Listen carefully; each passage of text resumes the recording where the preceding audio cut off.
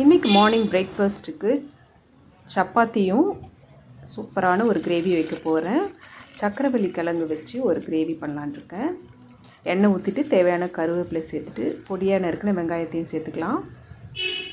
வெங்காயம் நல்லா வதங்கணும். வதங்கின பிறகு இஞ்சி பூண்டு பேஸ்ட்டு சேர்த்து நல்லா வதக்கி விட்டுருங்க.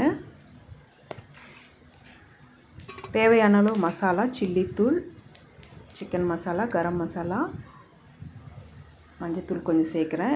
மசாலா நல்லா வதங்கினதும் 2 தக்காளி நல்லா பேஸ்ட்டாக அரைச்சி அதையும் சேர்த்துக்கலாம்.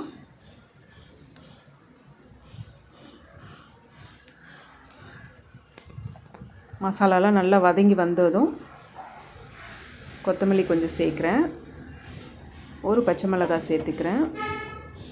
பட்டாணி இந்த சீசனுக்கு நல்லா கிடைக்கும். அந்த பச்சை பட்டாணி சேர்த்துக்கலாம். வாஷ் பண்ணி எடுத்துகிட்டு அது லைட்டாக பட்டாணி வேகிறதுக்கு கொஞ்சமாக தண்ணி சேர்த்து கொஞ்சம் நேரம் ஒரு 5 நிமிஷம் வேக விட்டுக்கலாம். பட்டாணி நல்லா வெந்து வந்ததும் நம்ம கட் பண்ணி வச்சுருக்கிற சக்கரவள்ளி கிழங்க சேர்த்துக்கலாம். சின்னதாக இந்த மாதிரி கட் பண்ணி சேர்த்துக்கோங்க. அப்போ தான் சீக்கிரமாக வேகும். இந்த மாதிரி சக்கரவள்ளி கிழங்கு பட்டாணி போட்டு செஞ்சு பாருங்கள். சூப்பராக இருக்கும் டேஸ்ட்டு. சப்பாத்திக்கு அன்றைக்கி சூப்பராக இருந்தது காம்பினேஷனு.